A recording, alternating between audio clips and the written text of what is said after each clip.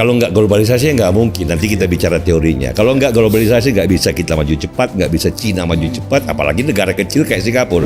Tapi ada negara yang misalnya Argentina di bawah Peron, nggak mau globalisasi, mau produksi semua sendiri, tumbang. Ya kan? Kuba, Korea Utara kan nggak pernah maju-maju. Gripping itu kayak nyopetin, ngambilin punya dia secara culas, morotin ya. gitu loh. Jadi itu yang dia lihat tentang globalisasi. Ya. Trump ini sekarang kan anggaran pemerintah di Amerika 22% dari GDP. Dan dia mau biayain pakai tarif, ya sudah. Kalau dia mau pakai itu secara ideal, kalau bisa dilakukan, tembok tarif semua di Amerika itu. Ide Trump yang ada ini kan bukan ide baru, Al. Ide yang lahir bersamaan sebagai reaksi terhadap ide perdagangan bebas. Ya.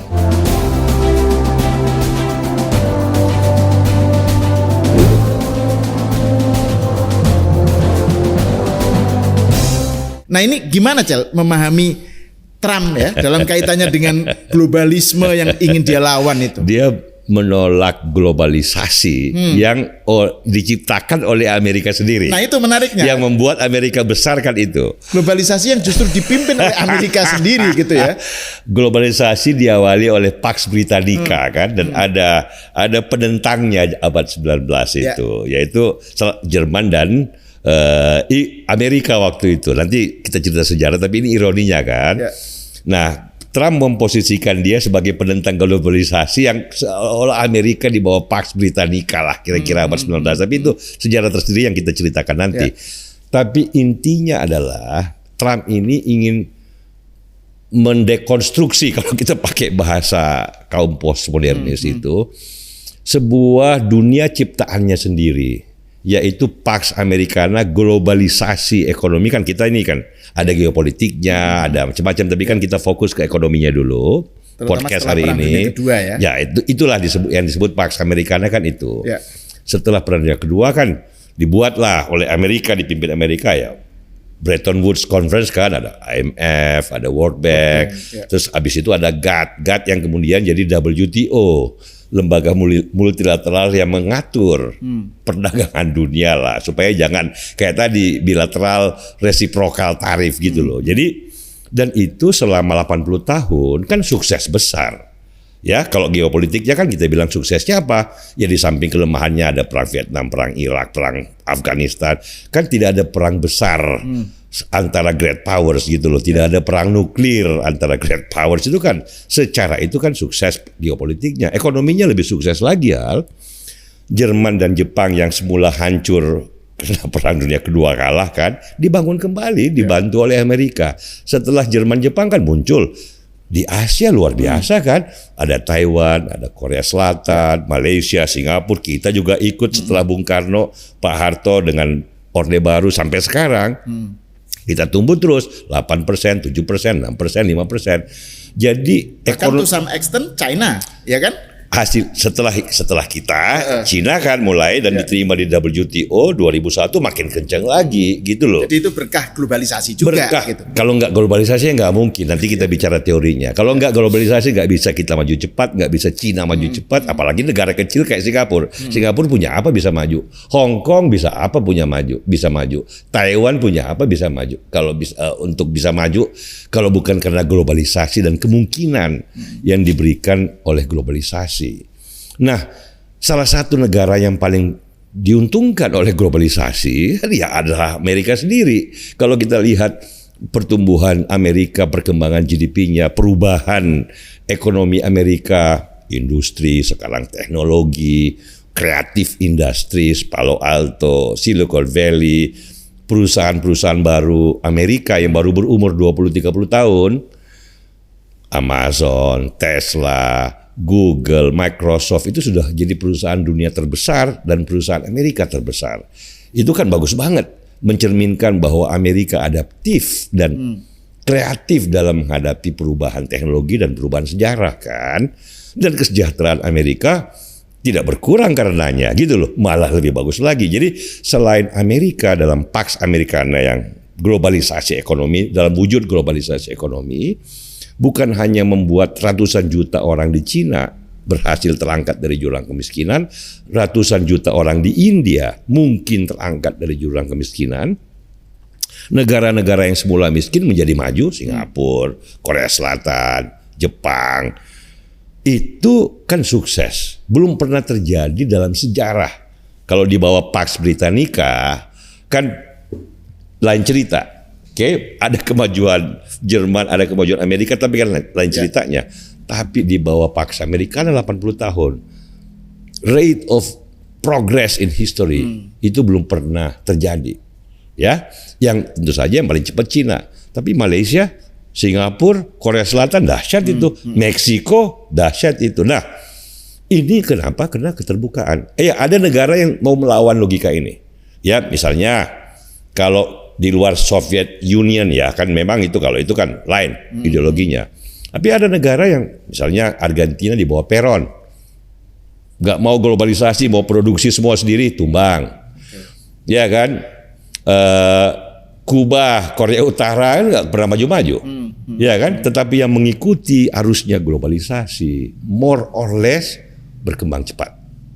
Dan di puncaknya Amerika juga berkembang cepat. Nah, ini yang mau ditolak oleh Trump. Ini yang dia bilang, for whatever reason dia bilang, kok Amerika dirugikan? Amerika is being ripped off. Nanti kita bicarakan ini ya. Tapi itu yang dia mau tolak. Jadi memang pada saat globalisasi terjadi, kan negara yang baru berkembang, ini kan kalau sekarang secara bertahap, IMF nih, WTO, World Bank ini kan internasional. Itu secara bertahap universal tarifnya menjadi 3%. Apalagi kalau sudah NAFTA. Itu kan barangnya criss-crossing aja. Nah, ada beberapa pengecualian bagi negara-negara yang kayak Cina baru berkembang, kayak kita baru berkembang. Mereka kan mau punya industri sendiri, proteksionisme terbatas dengan macam-macam perlakuan. Itu oleh Amerika diterima sebagai keniscayaan, fakta.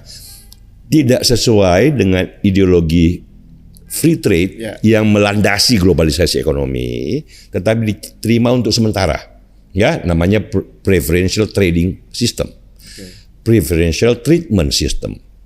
Jadi udahlah, mereka-mereka yang quote and quote nggak fair udah dikasih sistem besar supaya mengurangi tarif. Ada yang khusus menerapkan tarif kayak kita industri mobil kita mau kembangkan ya kita proteksi.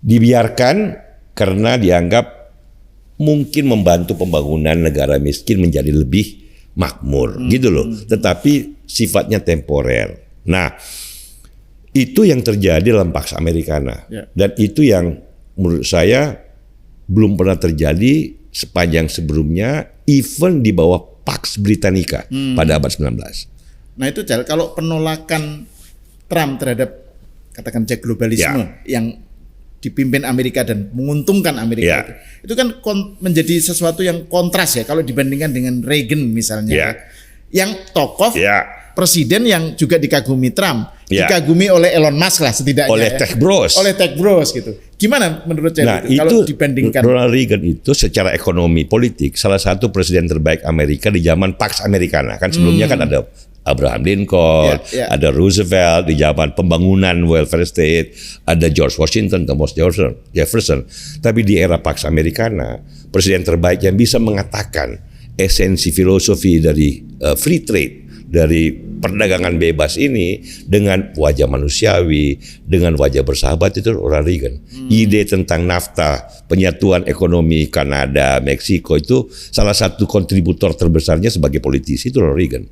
Dan dia katakan perbatasan Kanada itu bukan pemisah antara kita, Kanada dan rakyat Amerika, maksudnya rakyat Kanada, but that is a meeting place. That is a melting pot between two of us, two of our different societies.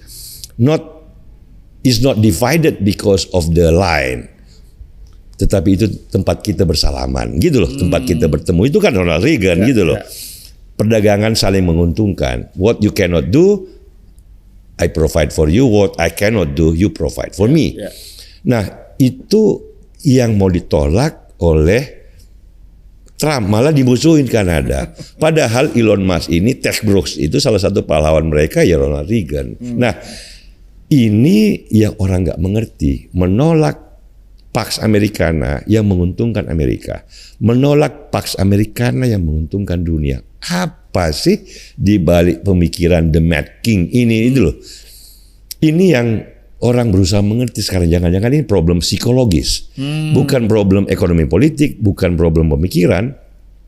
Tapi jadi memang dianya eratik gitu. Memang orangnya kayak gitu. Dia yang penting ego, tetapi kita coba pahami deh. Karena kan pasti ada kenapa, apa sih tarif?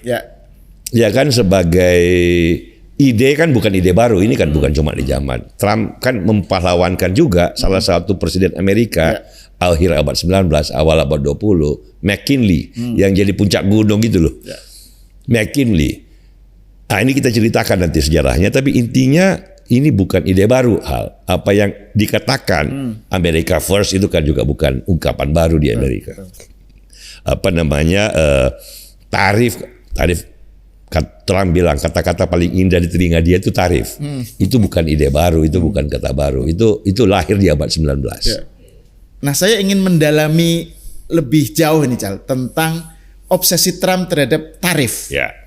Sebenarnya apa yang ada di belakang dia ini? Idenya gimana? Karena gini, kalau masalahnya adalah kritik terhadap globalisasi, ketidaksukaan terhadap globalisasi, ketidaksetujuan terhadap globalisasi, kan ada sosok-sosok seperti ada seperti Stiglitz atau misalnya Krugman dalam variasi yang lebih, bukunya kan Globalization and its Discontents gitu. Betul, ya. Tapi ini kan beda gitu ya. Ini kan tarif yang dimaui Trump dengan segala pernik-perniknya. Ini bagaimana kita memahaminya? Ya, dia bukan kayak Stiglitz gitulah ya. Artinya ini kan keluarga besar ekonom itu kan punya kelemahan dan kelebihan, itu kan biasa itu.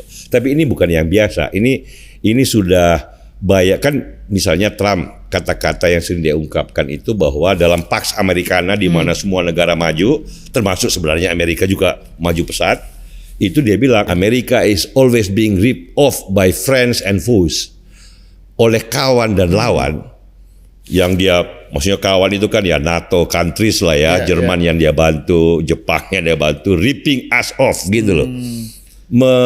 Ripping itu kayak nyopetin, ngambilin punya dia secara morotin gitu loh. Jadi itu yang dia lihat tentang globalisasi ya kan, bahwa ini pabrik di Amerika pindah ke Kanada, pindah ke Meksiko gitu loh, pindah ke Cina, pindah ke Bangladesh. Ya kan dia sebenarnya itu nggak benar, karena pabrik pindah kan ada pabrik baru gitu loh. Yang pabrik sendal, pabrik kaleng-kaleng pindah ke negara yang lebih murah gitu loh. Di sana pabriknya otak yang jadi penentu kreativitas, tapi itu kan nanti soal ide ya. Tapi intinya kan dia mau bilang itu, bahwa kita diculasin nih, mereka sekarang makin kaya, kita makin miskin. Kira-kira kayak gitu ya. Kita makin susah, mereka kok senang gitu dengan Pax Americana gitu. Jadi dalam geopolitiknya mereka bilang, lo bayar dong sekarang Jerman, Jepang gitu loh. Ya kan, kita udah bayarin lo. Kalau dalam ekonominya gue tarifin lo sekarang. Kalau enggak, pindahin pabrik lo ke tempat kita gitu loh. Kira-kira kayak gitu maunya ya. Kalau enggak, gue pakai tembok tarif nih. Nah, dia ini bukan hal yang baru. Pahlawannya dia salah satunya kan dia bilang Presiden McKinley itu kan akhir abad 19. Nah, secara ide di Cina pun abad ke-15 Emperor Chengdu itu kan dulu Cheng Ho, ingat kan, armada Cina ke Afrika, ke Asia gitu loh, ke Indonesia itu sudah lumayan naval power dan naval trade-nya, maritim trade-nya itu Cina bagus banget. Sama Emperor Cina Ming dinasti stop, menutup diri gitu loh. Psikologi tembok, makanya tembok Cina kan bangun psikologi pertahanan, bukan kreativitas ekspansif gitu. Nah, sebagai ide dia nggak baru. Ini kita bicara abad 19 lah, Pax Britannica pada saat industrialisasi dan kemajuan ekonomi pertama yang cepat dimulai. Ya, Inggris, kita bicara Inggris nih. Pax Britannica ya. Pax Britannica, makanya kan pemikir tentang free trade itu kan dari Inggris dan Skotlandia. Yang satu namanya David Ricardo, yang satu namanya Adam Smith. Ini foundational para pendiri ilmu ekonomi gitu loh. Kalau David Ricardo kan comparative advantage, kelebihan masing-masing, pertukaran negara, masyarakat, bangsa itu maju karena pertukaran. Ya. Kemudian Adam Smith itu dalam pertukaran terjadi spesialisasi pembagian kerja. Jadi itu yang membuat kemajuan, dan itu secara kalau ilmu ekonomi sekarang itu, kalau kata ekonom bilang, ekonomi ini sering berdebat tapi tidak banyak yang disetujui bersama. Salah satu dari yang sedikit itu yang disebut sebagai Ricardian Proposition. Ricardian Proposition yang tadi itu loh, perdagangan terbuka. Salah satu tokohnya yang modern, Paul Krugman ini. Ini dapat Nobelnya kan, trade theory tentang perdagangan. Nah, intinya pada saat pas Britannica itu Inggris baru maju, ya semangat autarki, semangat nasionalisme ekonomi kan juga muncul. Makanya perdebatan dulu tentang gandum dan jagung gitu loh. Karena nasionalisme dalam arti isolasionis ya? Bukan. Kita hasilkan sendiri dong gandum dan jagung kita. Masa kita impor dari Amerika? Berdiri di atas kaki sendiri. Masa kita impor dari Amerika? Ya kan? Masa kita impor gandum dan jagung dari Amerika? Masa dari Jerman? Bikin sendiri dong. Produksi sendiri dong. Gitu loh. Berdebat panjang. Nah, waktu itu ya salah satu pejuang perdagangan bebas menentang Corn Law, undang-undang tentang jagung. Itu namanya James Wilson. Ya, dan akhirnya menang. Itulah yang menjadi pendiri majalah Economist. Ya, inilah sampai sekarang kan pejuang perdagangan bebas secara kelembagaan itu terdepan majalah Economist gitu loh. Salah satu mantunya yang kemudian menjadi editor di Economist awal-awal itu namanya Walter Bagehot. Salah satu pemikir terdepan abad Victoria di bawah kepemimpinan Ratu Victoria. Akhir abad 19 ya. Yes. Jadi pertengahan ke akhir. Salah satu pimpinan pemerintahan Inggris, Partai Liberal ya, perjuangan perdagangan bebas itu namanya William Gladstone. Nah, kalau konservatif itu waktu itu Disraeli ini two giants of British politicians gitu, yang memperdebatkan, membicarakan. Akhirnya yang menang adalah free trade. Zero tarif, kira-kira kayak gitulah ya. Ada 4-5 tergantung barangnya, tetapi umumnya free trade yang menang. Nah, dua negara yang baru mau berkembang mengikuti Inggris di bawah pimpinan Pax Britannica itu, satu namanya Jerman. The Bismarck menyatukan Jerman, kemudian berkembang pesat Jerman. Satu namanya Amerika Serikat yang dijajah perang sipil, kemudian setelah perang sipil jadi berkembang maju. Nah, dua-duanya ini maju dengan cara sebagian proteksionisme di bawah Bismarck. Jerman salah satunya di Amerika di bawah Presiden McKinley. Nah, itu pahlawannya Trump tuh. Itu ada di gunung. Sekarang di gunung yang dinamakan kembali oleh Trump setelah ditukar jadi nama India. Ini agak lucu-lucu juga. Nah, jadi tetapi waktu itu kan Amerika masih negara yang baru berkembang, di mana porsi anggaran pemerintah itu kan baru 3%. Ya, jadi kalau McKinley memakai tarif untuk membiayai setengah dari anggaran pemerintah itu kan kecil. Jadi tarifnya enggak ya 35%, 40%, tinggi sekali. Tetapi kan cuma sebagian anggaran pemerintah karena anggaran pemerintah kecil. Trump ini sekarang kan anggaran pemerintah di Amerika 22% dari GDP. Dan dia mau biayain pakai tarif, ya sudah. Kalau dia mau pakai itu secara ideal, kalau bisa dilakukan, tembok tarif semua di Amerika itu. Karena sudah proporsinya begitu tinggi, nggak sama dengan McKinley. Tapi pasti Trump nggak mengerti soal ini. Yang dia mau ikutin intinya adalah secara ide, dia menolak Ricardian Proposition, dia menolak Adam Smith yang oleh Pax Americana nih 80 tahun yang tadi kita ceritakan itu kan fondasinya. Secara pemikiran, dia pakai pemikiran baru yang mundur ke belakang. Jadi Amerika sekarang secara pemikiran oleh Trump bukan ingin dibawa maju dia ingin dibawa mundur ke abad 19.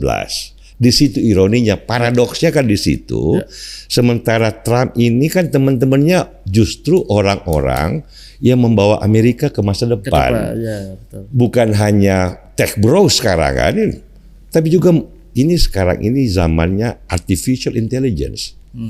Pendukung Trump ini kayak Elon Musk, orang-orang terdepan di dalam artificial intelligence akan menjadi masa depan Amerika. Ini kita bahas di segmen berikutnya. Tetapi kira-kira ide Trump yang ada ini kan bukan ide baru ide yang lahir bersamaan sebagai reaksi terhadap ide perdagangan bebas, terhadap Ricardian proposition.